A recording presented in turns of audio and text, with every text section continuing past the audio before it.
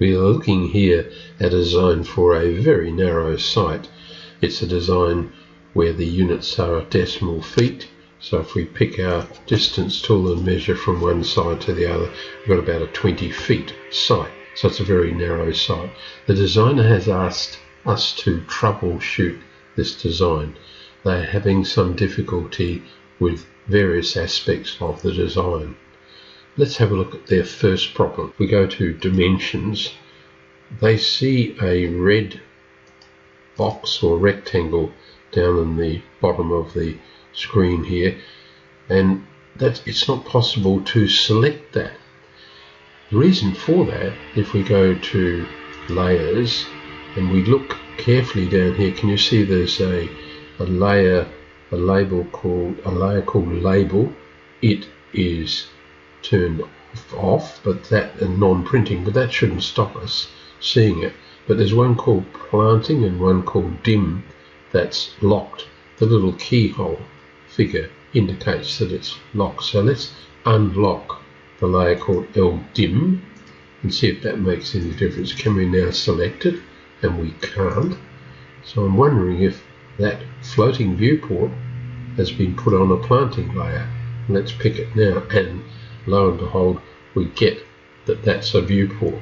So we simply delete the viewport, and what we're going to do in a moment is put a title block across the bottom of this layout sheet, and we're going to do that in layout rather than, as has been done here, the title block's been put in model space, not in layout space. Well, let's move that title block from model space and put it in layout space. To do that efficiently, I'll select it and create a block.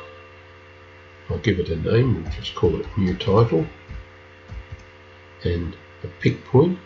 I'll pick bottom left for no particular reason, and we'll convert it into a block.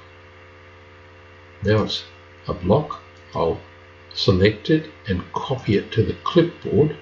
So it's sitting on the clipboard ready for us. Let's delete it now from this from this model space. I'll pick region, and now we should zoom extents, and it does. So let's switch to our presentation area and paste from the clipboard our layout. And can you see it's a little too large for what is in fact a very small piece of paper. I can right click here and check it. These have all been done on letter size paper. I would much prefer an architectural C sheet, but we'll deal with that in a moment. So let's pick it and just scale it down. We can say 0.7 for X and 0.7 for Y, and that nearly fits us onto the page. And we can move, right click and move, just move it a tiny bit like so. Now zoom extension. I think our title block now sits happily on that page.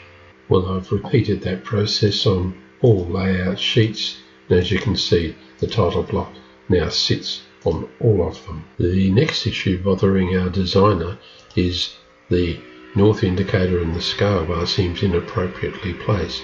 If we select across here, you may be able to see that the designers used 3 different floating viewports, and that of course will create problems. We should not do that certainly as far as the scale is concerned, because that won't give a true scale. So what I'm going to do is to remove those floating viewports, go back to the model, and we're going to move the scale bar into a more appropriate position.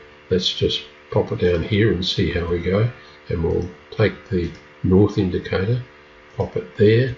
I'd be inclined to select that and scale it just a little. It's a bit too big. We'll bring it to 0.7, and that looks a little better balanced. You might even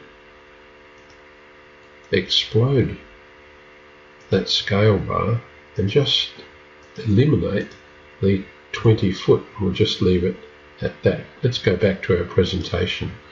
Now if we select the floating viewport again This gives us a lot more area to play with.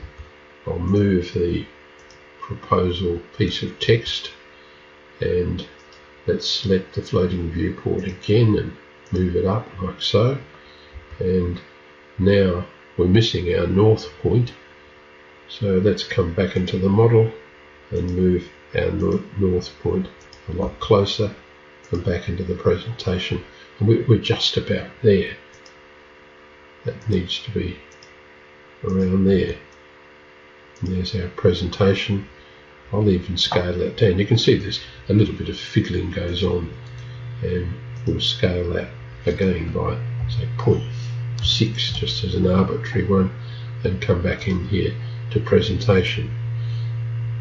I'd probably be inclined to put the driveway on and maybe an image of a vehicle there to give a sense of scale and move it to the left. But I hope that at least has shown our designer here that we can put a scale bar and a north indicator. We've simplified things, haven't we? We just have one floating viewport. Make it a little bigger, and we can even dive back in here and position things a little better by moving that and then displaying that on the layout, and I'm relatively happy with that. Well, if I use a crossing window and just drag across like so, I actually pick up an extra floating viewport. So what I'm going to do is to see if I can pick that one and delete it. I don't think that's needed at all. Well, I would like to point out that our designer's using Viewport Layers very effectively. If we select the one viewport that's there now, right click and go to Viewport Layers, and you see we can scroll up and down, and the designer's turned off those layers like some of the text and plant names which are not required in this particular view. So that's been done very well. It's a simple matter to display the plant schedule on a separate sheet. You can see the schedule is drawn to the right of the main design. I'll right click and display that. But the designer would like to put the plant schedule here alongside the design itself to help the client identify things. Well, I think the text height here is just a little large, and so what I'm going to do is to dive back into model space and go to dimensions, dimension style, and the current text style is style standard. So let's go in here and we'll reduce the font size, say to 0.5, and you can see that's dropped the text size down considerably. And if we go back to the planting layout, that's going to give us a little more space. Yeah, I won't do any more fiddling just at the moment. Let's go to the planting here, and we can now set up a viewport and let it sit in that area there. Double click inside here and then arrange the magenta box so that it covers the plant schedule, and that will display it here, and I can position the floating viewport quite easily and do that. And then for mine, although the text height still is a little large, the plant schedule shows nicely. And I can do what was done before, change the colour of the floating viewport to 255, and there our plant schedule is shown alongside the actual planting plan. One last problem needs to be resolved, and that is the display of dimensions. You see the width of this pad through here is 8'6" decimal feet. The design is for people working in the US, and in the US they prefer dimensions as feet and inches. The rest of the world's gone metric, but not the US, and we can fix that by jumping back into the model. Let's just take one of these, and we'll change it from style standard to style architectural, and now that displays as 8'1". So you just move forward and change all of these. I've changed that one. Let's move in 2.66 if that's changed to architectural, comes to 2.8 inches, 2 feet 8 inches. And if we then go into dimensions, you can see these read a little better and look a little neater, in fact, than the ones done with dimensions in decimal feet. So I hope that troubleshoots this particular drawing to the satisfaction of the designer.